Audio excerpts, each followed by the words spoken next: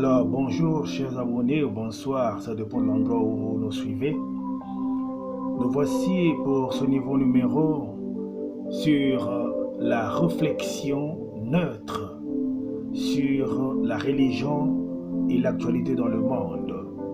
C'est un magazine où nous traitons de beaucoup de problèmes d'ordre social, d'ordre religieux et sur des sujets aussi qui peuvent nous venir, des sujets divers. Alors aujourd'hui, nous allons parler du pacte du sang, le pacte avec Satan. Mais avant tout, je veux vous demander de vous abonner et puis de cliquer sur la cloche de notification pour que vous soyez avertis à chaque fois que je publie une vidéo. Alors, beaucoup de gens, même des théologiens, même des croyants, ne croient plus en l'existence du diable. Ils y voient beaucoup plus comme une création du Moyen-Âge. Pour eux, nous pouvons dire que le mal en tant que tel, en tant qu'entité, ne serait qu'un pur produit des imaginations superstitieuses. La terminologie même de la Bible, disent-ils, serait un peu désuète et dépassée parce qu'il contracte beaucoup plus les psychologies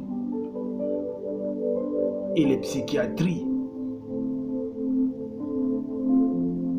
En ce moment, en ce temps, le diable semble y avoir paradoxalement gagné en puissance. Il gagne en puissance, le diable.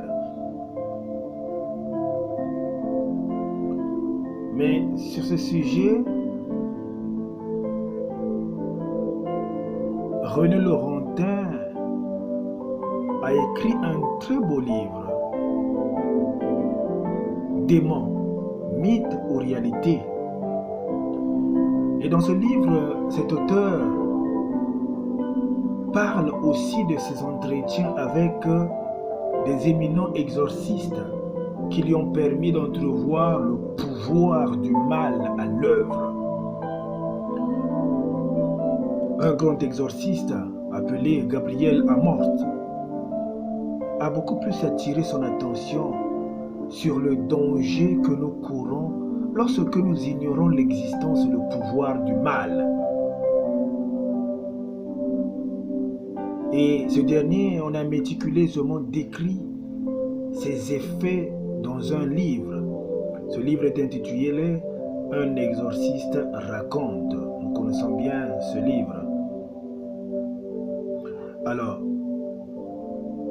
la Bible s'est récemment trouvée confirmée dans la Bible de manière surprenante par la science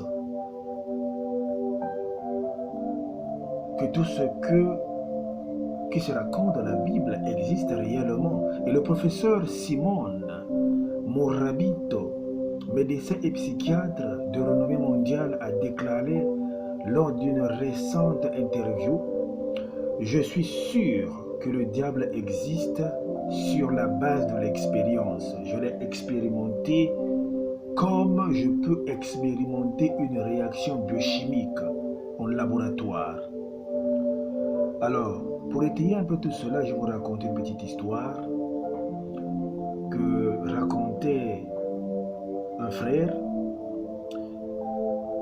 Alors, lors d'une réunion de prière à Plancanica, un frère appelé Cosimo avait demandé aux pèlerins rassemblés s'ils croyaient en Dieu. Et ceux-ci avait répondu de façon affirmative. Alors celui-ci a ajouté: « Soyez assurés que le diable y croit encore plus que vous, même pour vous combattre. Il croit, pour vous combattre. Et ce frère est un de ceux qui en parle par expérience et confrontation. Et il témoigne cela dans son histoire.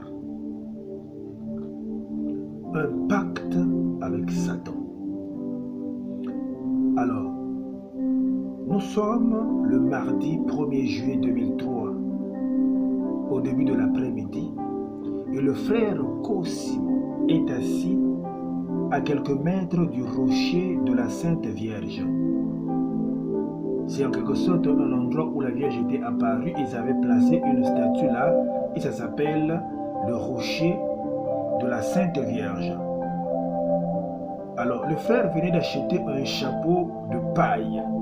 Il avait déposé ce chapeau sur la chaise qui était à côté de lui. À un moment donné, un jeune homme aux cheveux roux s'approche. Bon, ils avaient déjà observé ce jeune homme le jour précédent qui était en train d'errer sur l'esplanade. Mais il avait une expression très suffisante. Il avait une expression hargneuse. Il avait même fini par lancer des pierres sur la maison du frère Cosimo avant de s'en aller.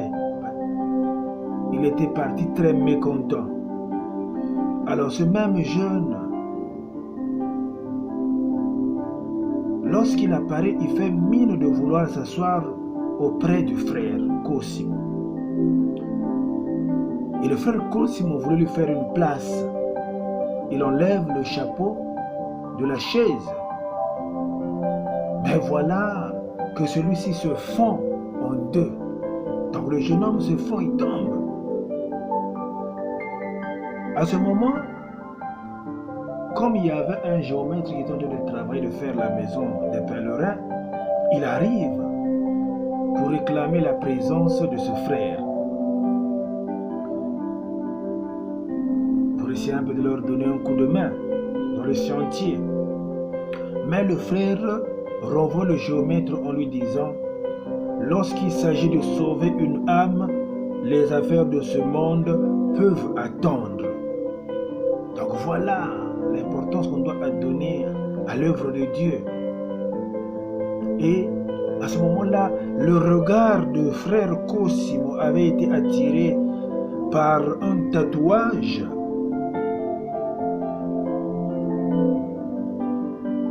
sur le bras du jeune homme. Bon, le géomètre est parti et le frère Cosimo va demander au jeune homme de relever un peu la manche de son maillot. Quand celui-ci l'enlève, mais à contre-cœur, et explique qu'il s'agit d'un pacte avec Satan. Il avait signé un pacte avec Satan, pour d'autres mots, et il s'est marqué sur le bras. Donc il a fait ce pacte pour protester contre Dieu, qui ne l'a pas protégé d'un grave accident de la route. Il a fait un accident, il n'était pas mort, mais cet accident l'avait arraché sa jambe. Depuis cet accident, il s'est totalement donné à Satan. Il s'est donné totalement à Satan. Et c'est pour dire qu'il y a beaucoup de gens qui avaient un découragement, pensent trouver la solution ou les encouragements en signant un pacte avec le diable. Bon, c'est faux. Alors que c'est faux. Et ce jeune homme, pour assouvir un peu cette soif, cette colère qu'il avait envers Dieu, s'est vu signer un pacte. Et le frère va lui demander ce qu'il avait gagné en signant ce pacte. Le jeune homme a affirmé n'en avoir tiré que de vaines choses. D'abord, des avantages, une vie facile, plus d'argent, l'admiration des filles et beaucoup d'autres choses. Mais par la suite, il s'est senti tourmenté de ces tourments qui le minent. Alors lorsqu'il parlait, il sentait en lui-même, au-dedans de lui-même, quelque chose qui l'interceptait pour qu'il ne dise pas ces choses. Et donc il sentait cette voix intérieure qui ne le laissait pas en paix et le mettait au supplice. Alors, à ce moment-là, le frère va l'exhorter à la repentance, qu'il se répande. Il va l'exhorter à pouvoir confesser ses péchés.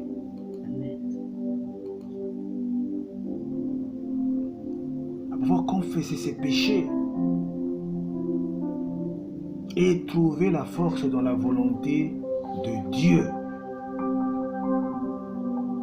afin vraiment de se libérer de l'emprise de Satan. Alors il va lui recommander aussi de rechercher l'aide d'un exorciste. Il va chercher l'aide d'un exorciste, qui cherche l'aide d'un exorciste.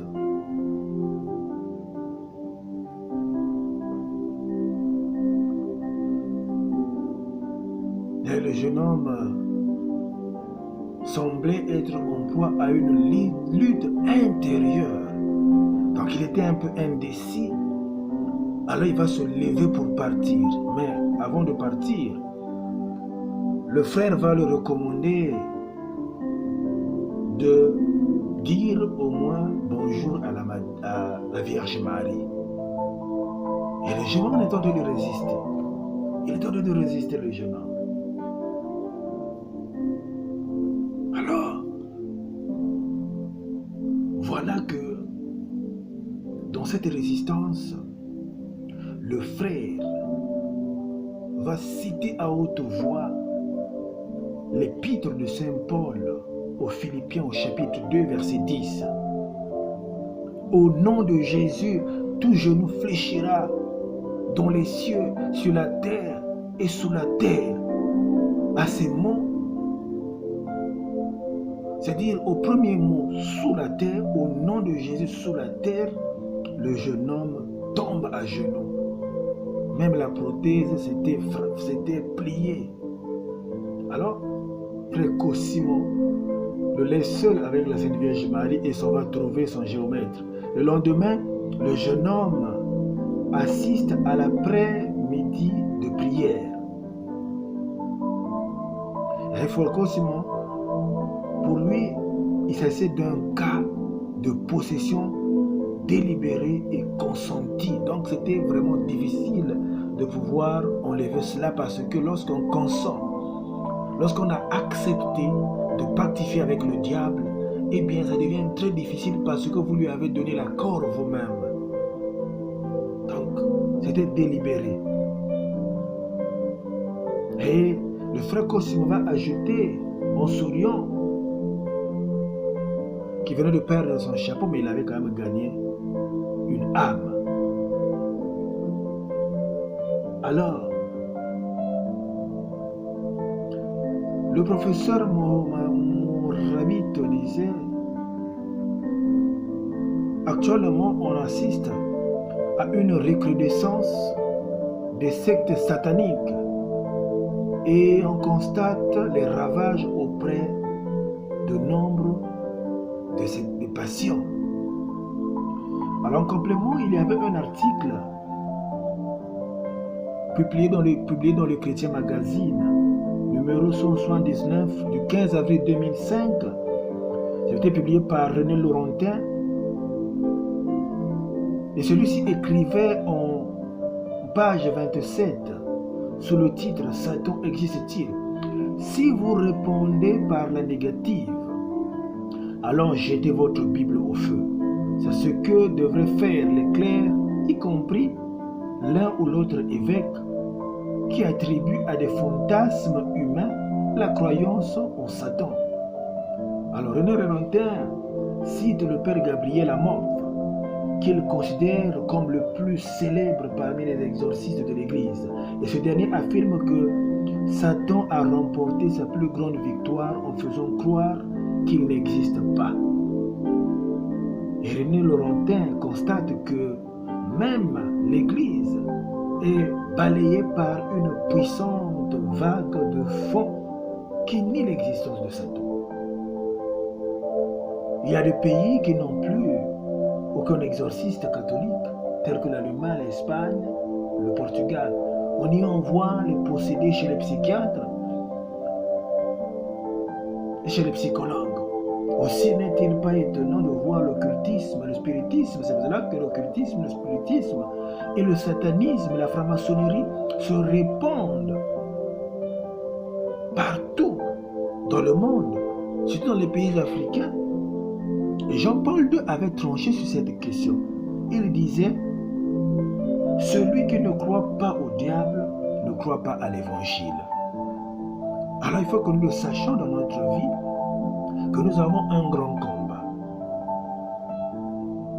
Et le combat que nous avons, pour le gagner, il faudrait d'abord, il ne faut pas nier l'existence de Satan. Parce que pour trouver la solution à une chose, il faut d'abord connaître cette chose. Nous avons un problème aujourd'hui avec le coronavirus parce que nous ne connaissons pas ce virus vraisemblablement. Peut-être ceux qui l'ont créé le connaissent, mais nous ne le connaissons pas et c'est pour cela que nous avons du mal.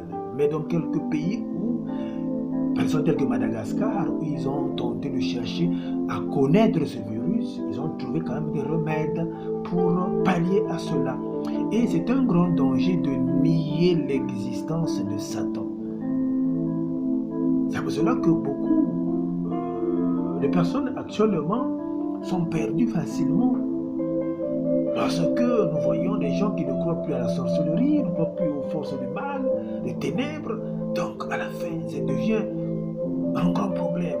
Alors je vous invite tous à pouvoir doubler d'efforts pour chasser Satan. Même pour le chasser, il faut que nous soyons accrochés à Dieu. Seul Dieu peut nous donner cette force pour contrecarrer les œuvres de Satan dans ce monde. Je remercie tout le monde, je vous remercie. Si vous avez des questions, vous les posez. Vous pouvez aussi envoyer des thèmes pour que nous les traitions ensemble. Parce que parfois c'est un peu difficile de trouver aussi des thèmes. Mais si vous envoyez des thèmes, alors nous pouvons aussi faire quelque chose. Je vous salue et que je vous demande de bien préparer la neuvaine à la Pentecôte parce que nous l'avons commencé aujourd'hui. Sachez bien que le diable existe, mais il n'est pas plus fort que toi, que vous qui croyez en Jésus-Christ. Parce que l'unique échec que Satan peut connaître, c'est de pouvoir le confronter à Jésus.